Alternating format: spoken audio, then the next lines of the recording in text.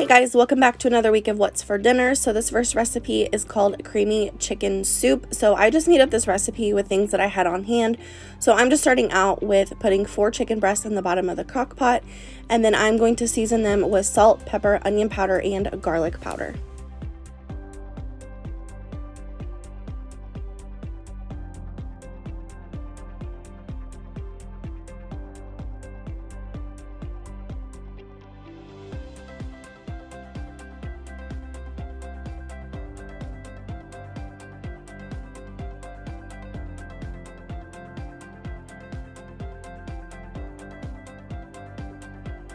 Here I have made up some chicken broth. I just used the Better Than Bouillon chicken base that you keep in your fridge, and I made up about 2.5 cups of that. Now I'm just going to add a bag of mixed vegetables on top of the chicken and then cover everything with the chicken broth. We will cook this on low for about 4 hours. After about 4 hours or until the chicken is tender, I'm just going to remove it from the crock pot and add it to a separate bowl so that we can shred it with our hand mixer. And in the meantime, I'm going to break up about 4 ounces of cream cheese and just whisk that together and make sure that it is all combined within the chicken broth.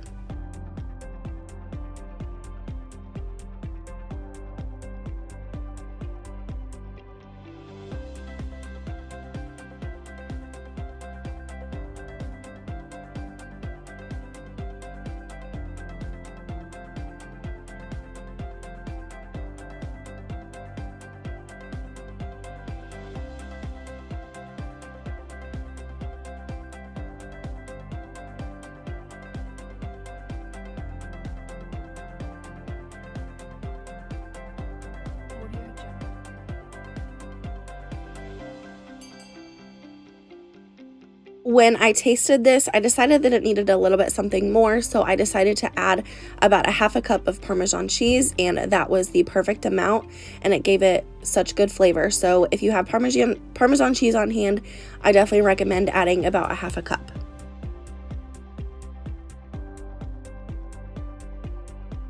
Next, I'm going to shred up my chicken. You can see that I attempted to use my mix and chop, but it was just not working.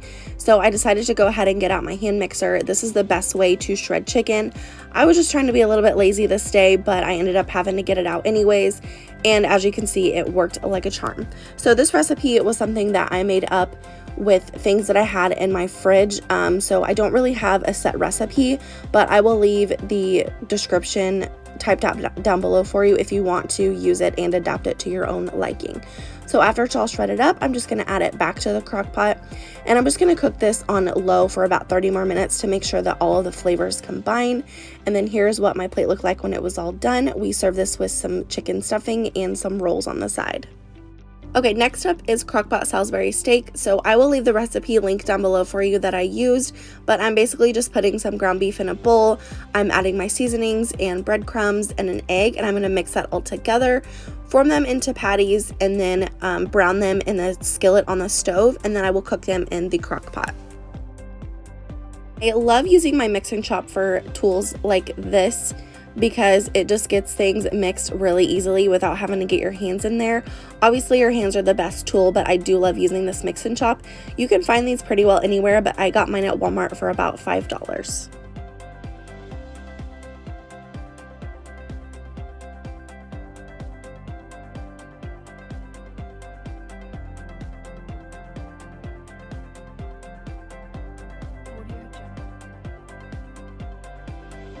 After everything was combined, I went ahead and formed them into patties, and then I just heated up some olive oil in my skillet, and I'm just going to brown these up in batches. And then I'm going to go ahead and get started on my gravy mix. So I just have 2 cups of water here, and I'm just mixing up some brown gravy, and then I'm going to throw some minced onion in there, which is obviously very optional, but we do like onion with our Salisbury steak. So I'm just going to throw that into the gravy as well.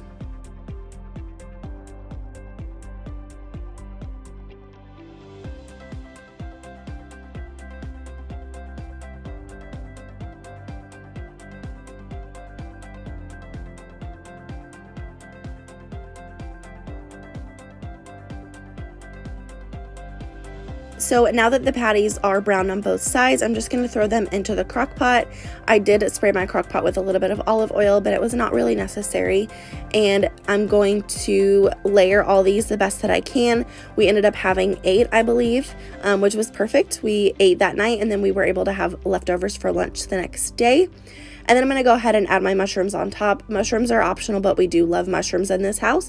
So we'll add that on top, and then you can pour over your gravy mixture. And then I just cook this on low for about 6 hours. Depending on how big your burgers are, you might need to cook it a little bit longer, but 6 hours was perfect for us. Now I'm just going to peel and chop up some potatoes to make the mashed potatoes for the side dish.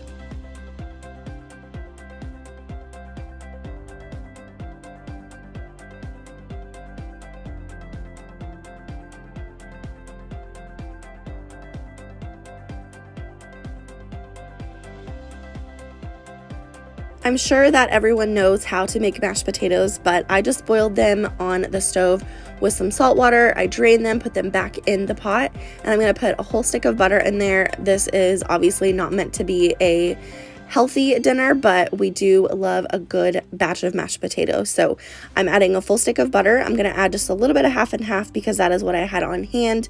You can use milk as well, but I do have half and half that I needed to get used up. And then later on, you'll see that I'm going to add just a little bit of sour cream. It needed just a little bit of something else, and I really love the sour cream addition. Again, using my hand mixer to mix up the mashed potatoes, this is seriously the easiest way to do this. This is probably my most loved kitchen tool in my kitchen. This was actually my great-grandma's, and I've had it for a good 8 years, and who knows how long she had it before I had it. So it is definitely held up really, really well. You can just tell by the looks of it that it's old, but I love it so much.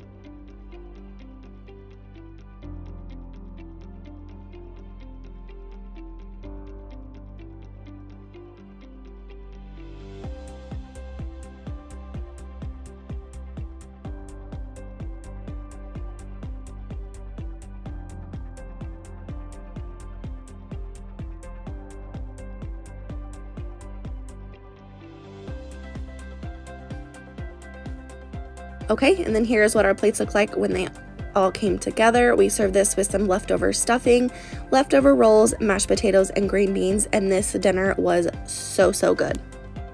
On that same night, I decided to go ahead and cook up my taco meat. So there is the taco meat, and I'm going to cut up a tomato for my husband. We are making Frito taco pies.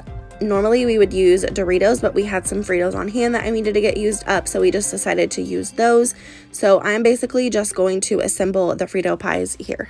So back to the taco meat, I actually decided to make it the day before just because I knew that I was going to be going back to work, and any time that I can help myself out when I get off work with dinner is such a big help. So I decided to go ahead and cook it, and then I let it cool, and I just put it in a dish in the fridge, and then all I had to do this night was just heat it up in the microwave, and I had dinner done in less than 20 minutes. It was so amazing.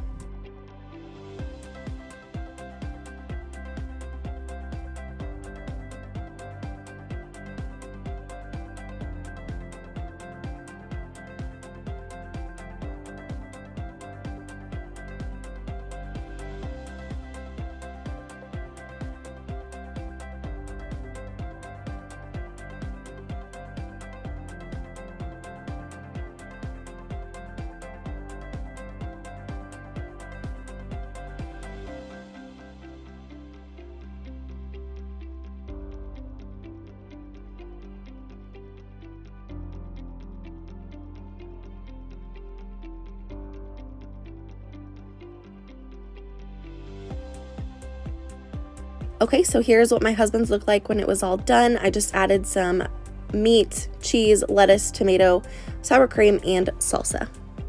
For the last dinner recipe, we are making chicken bacon ranch wraps. So I love getting this oven roasted chicken that is already cooked, it's already seasoned, and you just basically have to heat it up. I am going to go ahead and season some more, so I'm adding some salt, pepper, onion powder, and garlic powder. And then you'll see me add some butter to give it a little bit of juice, basically, to have it something for it to cook in. And then I decided to go ahead and add some water to it just so it could steam up a little bit easier and faster. And I'm just gonna let that simmer until all the flavors melt together.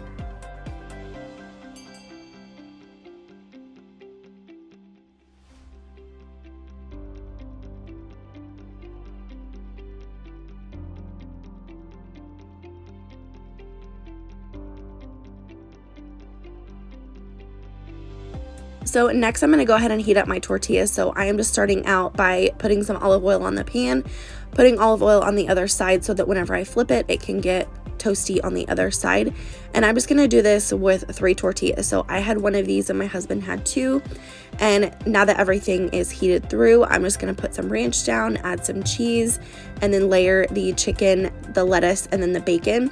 My husband also had some tomatoes on his from the night before, and I'm just going to wrap these up. To make things easier, we decided to use the real bacon bits, and it was so much easier this night.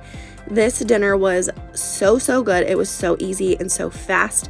I think I had dinner done in less than 20 minutes this night, and it really inspired me to try and find some more dinners that could be done super quickly during the week. So if you guys have any ideas of 20-minute recipes, please let me know. I'm always interested in trying new recipes, but this was definitely really good. I think next time we'll try it with turkey, like deli turkey, and this is definitely going to be a new favorite in our house.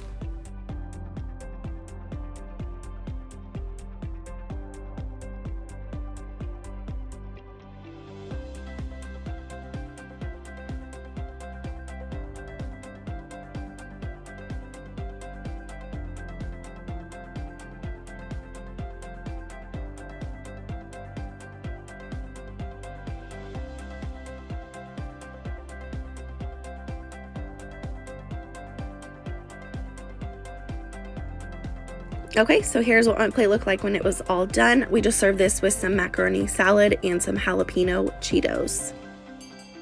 For dessert this week, I decided to make what is called holiday crack, and I wish that there was a better name for this, but I'm just using 2 bags of the butter puff corn, and then I just melted some almond bark in the microwave, and I'm just spreading the almond bark on top of these little puffs. It is like the perfect sweet and salty snack. You can just grab a few and it will definitely satisfy your sweet tooth. This dessert is so amazing. You guys have to try it.